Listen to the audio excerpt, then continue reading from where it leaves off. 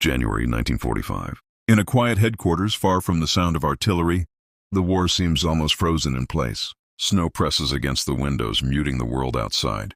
Maps lie flat on a long table, their colored lines barely visible under the glow of shaded lamps. General Dwight D. Eisenhower stands alone, holding a document he has read more than once. His face gives nothing away. No anger, no panic, only stillness. Outside, thousands of men are fighting and dying in the cold. Inside, a single decision is taking shape, one that will not be made with tanks or guns, but with words. By the end of this day, the future of one of the most famous generals in the war will hang by a thread, and the man who will pull that thread is not known for losing his temper. He is known for keeping the peace. The question is simple and terrifying. What happens when even Eisenhower has had enough?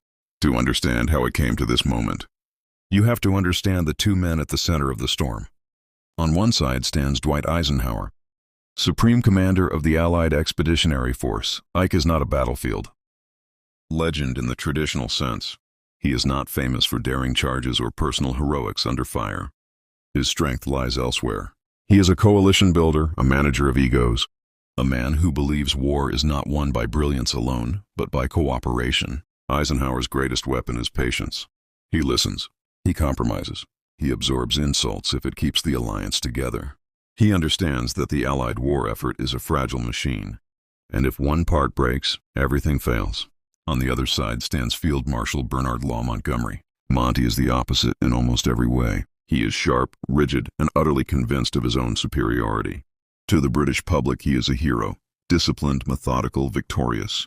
He does not doubt himself, and he does not hide that fact. Montgomery believes great wars are won by great commanders, and he has no problem placing himself at the center of the story. Where Eisenhower sees partnership, Montgomery sees hierarchy. Where Eisenhower seeks consensus, Montgomery seeks control. To him, allies are useful only as long as they follow his lead. From the beginning, their partnership is uneasy. At first, necessity forces cooperation. Britain brings experience. America brings resources. Together, they push back against a common enemy.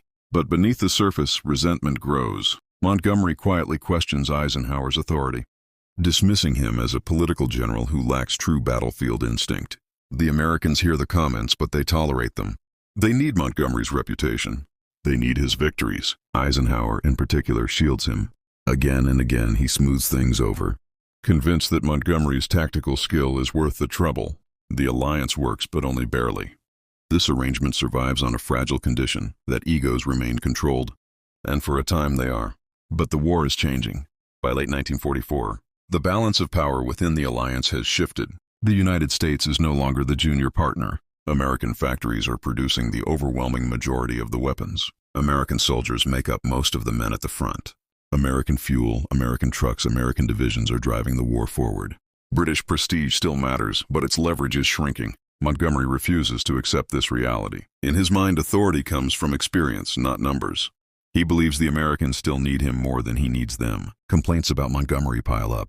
American generals bristle at his tone, his lectures, his refusal to treat them as equals. Each time Eisenhower steps in, he calms tempers. He delays confrontation. He believes unity is more important than pride. But every compromise plants another seed. Every insult swallowed now will demand payment later. Then the war explodes in the Ardennes. In December 1944, German forces launch a massive surprise offensive through the Ardennes forest. Snow, fog, and confusion cloak their advance. American lines buckle under the sudden pressure. Communications fail. Units are cut off. The front fractures in a way no one expected. For the first time in months, the outcome of the war feels uncertain. Eisenhower studies the map and sees a dangerous reality. American armies in the north are temporarily separated from their command structure. Pride has no place here. Unity of command matters more than nationality. Eisenhower makes a decision that will echo far beyond the battlefield. He orders that two American armies, nearly 200,000 men, be temporarily placed under Montgomery's command. It is a purely practical move, meant to stabilize the situation. To Eisenhower, it is an act of trust and necessity. To many American generals, it feels like humiliation. They obey because that is what soldiers do. They assume Montgomery will act as a caretaker, a temporary steward who understands the sensitivity of the moment. They are wrong. For Montgomery, this transfer is not just responsibility. It is validation. It confirms everything he has believed about himself. He has been given exactly what he wanted: control, authority, and proof that the Americans must rely on him when things go wrong. He steps into command not as a partner but as a superior.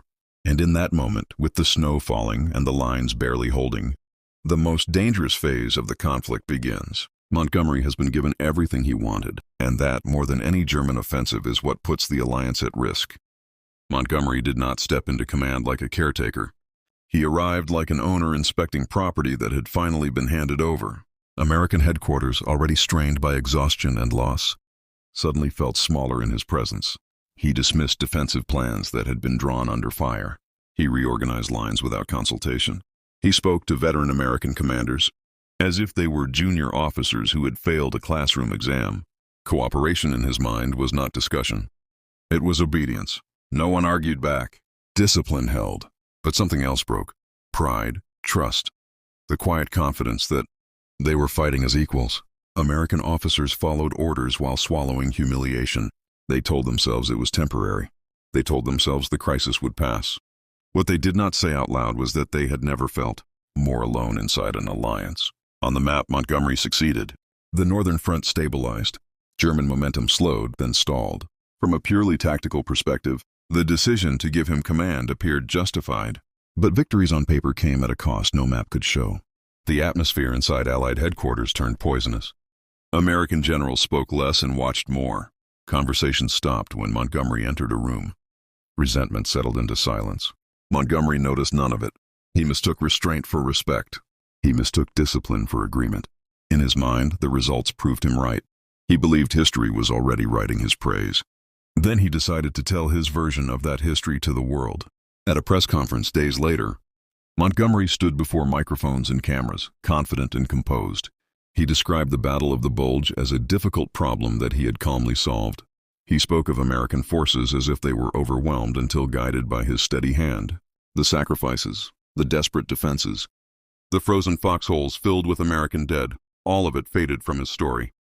What remained was a narrative where he was the central figure, the indispensable commander who had rescued the alliance from disaster. The British press seized it instantly. Headlines celebrated Montgomery. The nuance disappeared. The alliance vanished from the story. When American commanders read the transcripts, fury replaced fatigue. Men who had lost thousands under their command felt erased. The line had been crossed. This was no longer arrogance behind closed doors. It was public betrayal. 300 miles away, Eisenhower read the transcript in silence. There was no explosion of anger, no slammed desk, no raised voice, only a slow, unmistakable shift. For years he had compromised to preserve unity. Now he saw the truth clearly. Compromise had failed. The alliance itself was in danger, not from the enemy, but from within. If this continued, American soldiers would fight under a command they no longer trusted. Eisenhower understood what that meant. Wars are not held together by orders alone. They are held together by belief. He sat at his desk and began to write. The words were measured, precise and final. He detailed the breakdown of trust. He explained that the command structure had become unworkable. Then he reached the heart of the matter. Either Montgomery's behavior changed immediately, or Montgomery would be removed. And if that could not happen, Eisenhower would resign his command. It was not a threat. It was an ultimatum. One man or the other would lead the Allied forces in Europe. There would be no middle ground. The message was delivered quietly. When it reached Montgomery's inner circle, panic spread faster than any German offensive. For the first time, the possibility of removal became real. Not criticism, not rebuke, removal. Montgomery had believed himself untouchable. He had assumed Eisenhower was too political, too cautious to ever act. Now that assumption collapsed. Confidence drained away, replaced by disbelief, then fear. Montgomery laughed when he first heard it. He insisted Eisenhower needed him. He insisted this would pass. But as the reality settled in, the smirk disappeared. The war had not changed. Power had. He was no longer dealing with a mediator. He was dealing with the supreme commander of the largest military force the world had ever seen. And that commander had chosen his men over his pride. The response came quickly. Montgomery wrote to Eisenhower, his tone transformed. The arrogance was gone. The demands vanished. In their place was submission. He apologized. He pledged loyalty. He promised obedience. It was, in effect, a surrender. The firing order was never sent. Montgomery kept his command. but nothing returned to how it had been. From that moment on, the relationship was purely functional. Eisenhower no longer trusted Montgomery. He relied instead on American commanders. Strategic decisions increasingly favored American leadership. The balance of power shifted decisively. Montgomery remained a public hero, but privately he was isolated. He had survived, but at the cost of his influence. The incident marked more than a personal clash. It symbolized a turning point in the war and the world beyond it. The British Empire, once the senior partner, had yielded leadership to the United States. Ego had collided with reality, and reality had won. Montgomery had treated war as a contest of brilliance. Eisenhower treated it as a human enterprise where trust mattered as much as tactics. History often remembers battles for their explosions and movements. But this battle was fought with restraint and resolve. No shots fired. No troops moved. Just a quiet decision that proved no man, no matter how celebrated, is bigger than the mission. History is not decided only on battlefields.